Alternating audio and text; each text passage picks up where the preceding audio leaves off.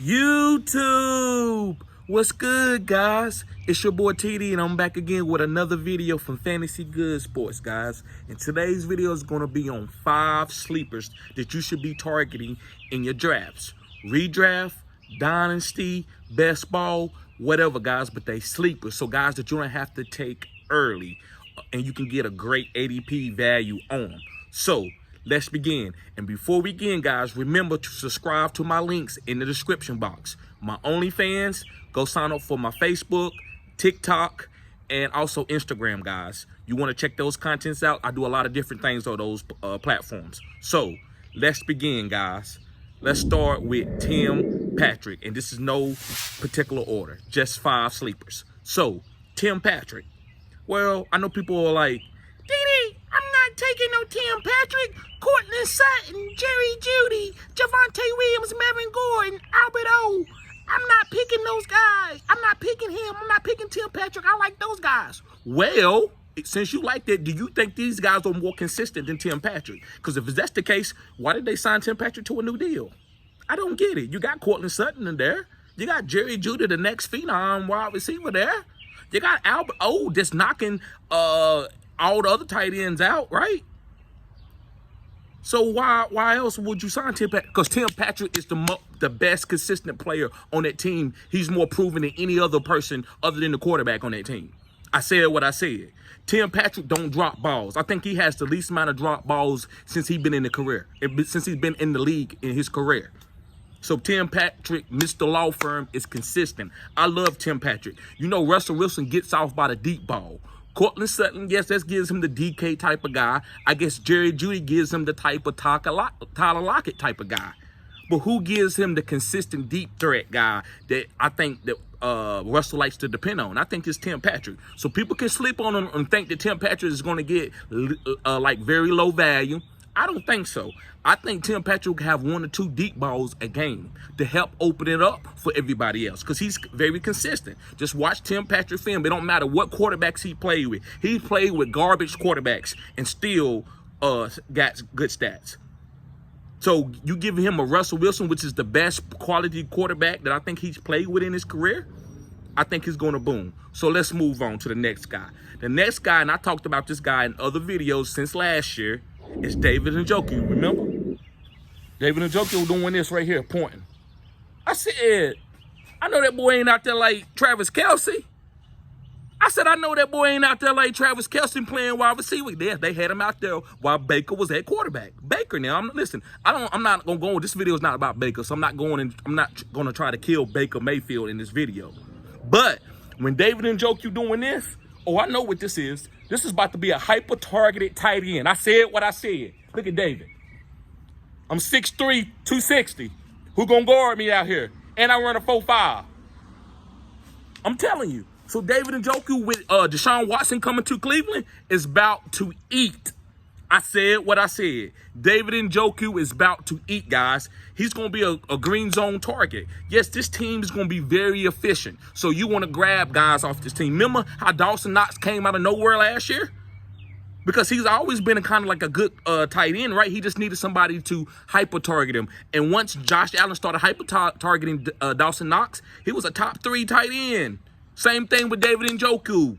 So I know David Njoku hasn't had the numbers, but what's telling me that the numbers are coming is he got franchise tag.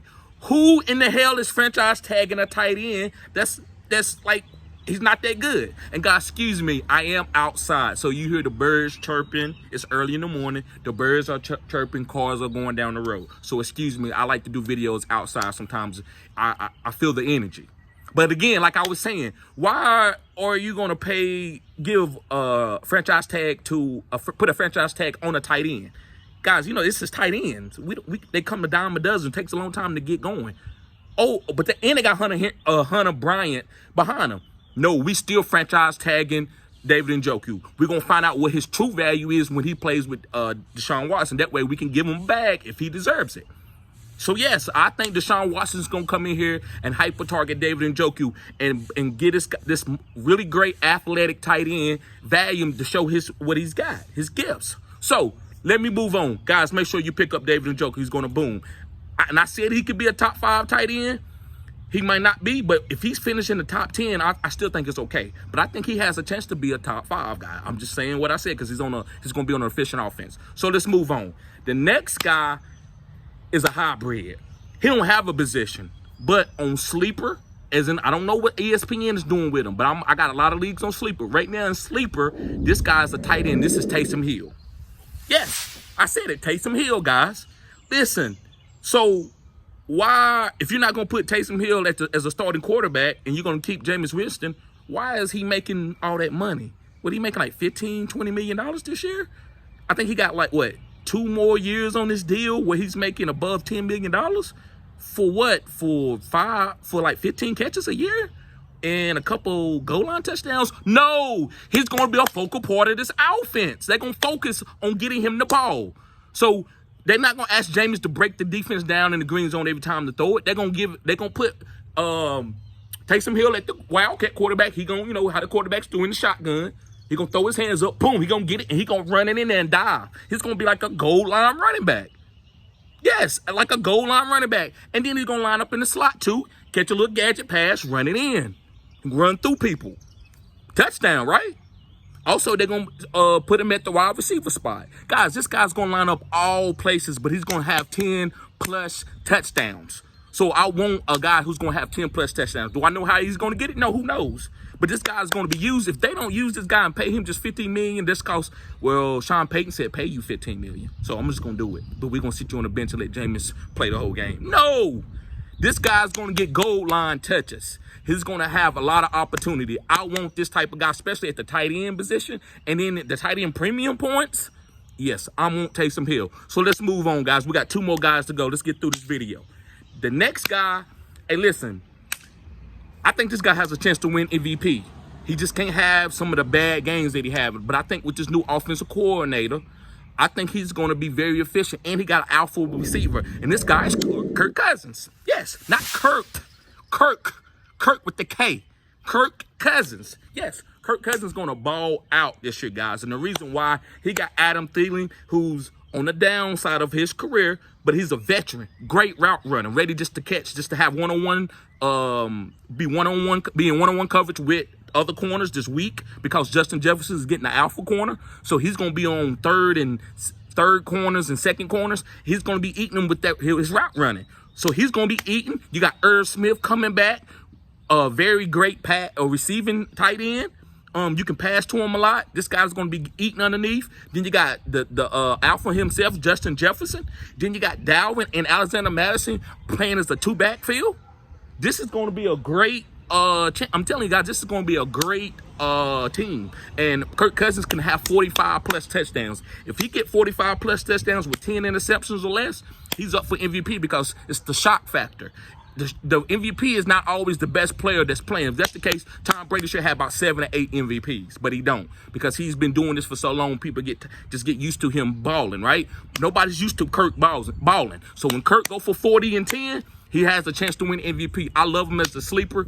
You can wait to pick your guys in Superflex because, you know, I'm talking about Superflex right now. So you can wait and get Kirk Cousins as a late quarterback Superflex guy, and you can boom with him, putting up a lot of value, throwing it to Justin Jefferson. They want Justin Jefferson to have 1,800 to 2,000 yards. They're going to hyper-target him like that. 10-plus targets a game. That's easy. So I want the quarterback that's going to be hyper-targeting like that. I'm telling you, I love Kirk Cousins this year. I think he has an opportunity to boom. They keep giving him a bag.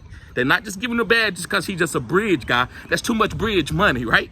I'm not spending no $35 million a year or $40 million a year on no bridge quarterback. I'm not doing it. So let's move on. The next guy, guys, and this guy, to me, it feels funny saying sleeper, but I got to give it to my homeboy. He was the first guy.